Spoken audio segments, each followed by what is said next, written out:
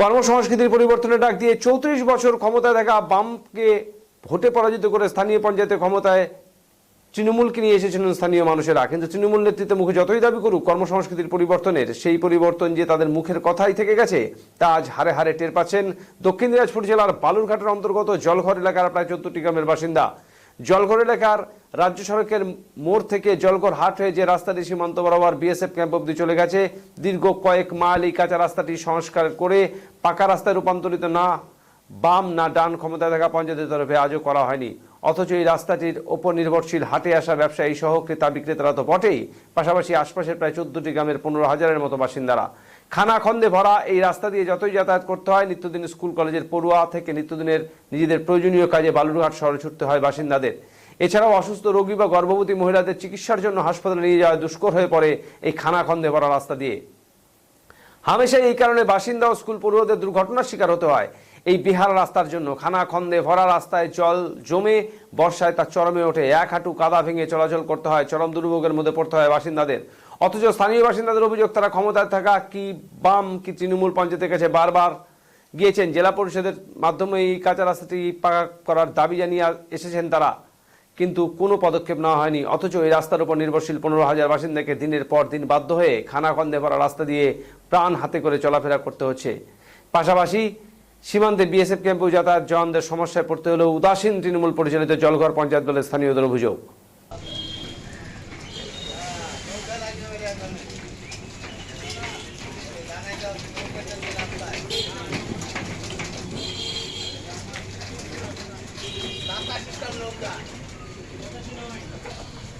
এই ব্যাপারে বলার আর কি আছে, প্রশাসনকে জানিয়েও কোনো কাজ হয়নি।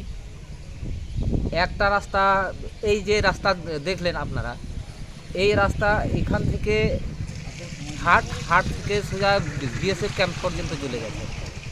আর একটা হাটে ঢোকার রাস্তা আছে গোপীনগর থেকে জলঘর হাট, আর একটা আছে হচ্ছে রাধানগর থেকে জলঘর হাট। এই দুটো রাস্তায় কিছু দূর পাকা হওয়ার পর বাদ বাকি আর পাকা হয়নি, কাঁচায় পড়ে আছে। আর কাগজ কলমে দেখানো হয়েছে নাকি সম্পূর্ণ রাস্তা পাকা হয়ে গেছে। এই অবস্থায় এই রাস্তা দিয়ে, এই হাটের যে রাস্তা, এই রাস্তা দিয়ে স্কুল কলেজের ছাত্রছাত্রী, রোগী, তাছাড়া বাজারে যে সমস্ত যে এই সবজি টবজি যে বিক্রি করতে যায়, এদের যা সমস্যা হয় আপনারা তো চাক্ষুষ দেখলেন। এছাড়াও এই গোপীনগর থেকে যে জলঘরের রাস্তাটা এসেছে, এই রাস্তার যে বেহাল দশা, এই সামান্য বৃষ্টিতেই যাওয়া আসা করা যায় না, হেঁটে যাওয়া আসা করা যায় না। আর সাইকেল কিংবা কোনো বাইক কিংবা কোনো টোটো যদি আসে, সেগুলো তো একেবারে অচল হয়ে যায়। এই অঞ্চলে আপনাদের হচ্ছে মোটামুটি ৩০-৪০টা গ্রামের সমাগম। এই হাটে ৩০-৪০টা গ্রামের লোক এই রাস্তায় যাতায়াত করে। সমস্ত হাটের যে সমস্ত পণ্য সামগ্রী বিক্রি হয়, এই রাস্তা দিয়ে নিয়ে যেতে হয়। কি চাইছেন আপনারা? আমরা চাইছি অতি সত্বর এই রাস্তা মেরামত হোক, আমাদের প্রশাসনের কাছে এটাই দাবি। আপনারা কি কাউকে জানিয়েছিলেন? আমরা এর আগে অনেক জানিয়েছিলাম। এই যে রাস্তার কথা বললাম, যে কাগজ কলমে কমপ্লিট দেখিয়েছে, তার জন্য এখানে পথ অবরোধ পর্যন্ত করা হয়েছিল। আপনার নাম? আমার নাম সন্তোষ মুর্মু। বাড়ি চক ভাতশালা।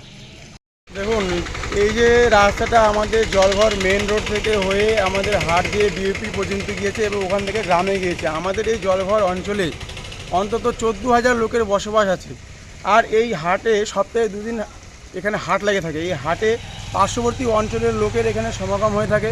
আমরা দক্ষিণ দিনাজপুর মানুষ অর্থাৎ তপন বিধানসভার মানুষ, আমাদের আর্থিক ডেভেলপমেন্ট হয়ে থাকে কৃষিকাজের উপর নির্ভরশীল। আর কৃষিক্ষেত্রে আমরা যে ফসলটা উৎপাদন করে থাকি, সেই ফসলটা বিক্রি করবার জন্য আমাদের সঠিক রাস্তা আমরা পাচ্ছি না।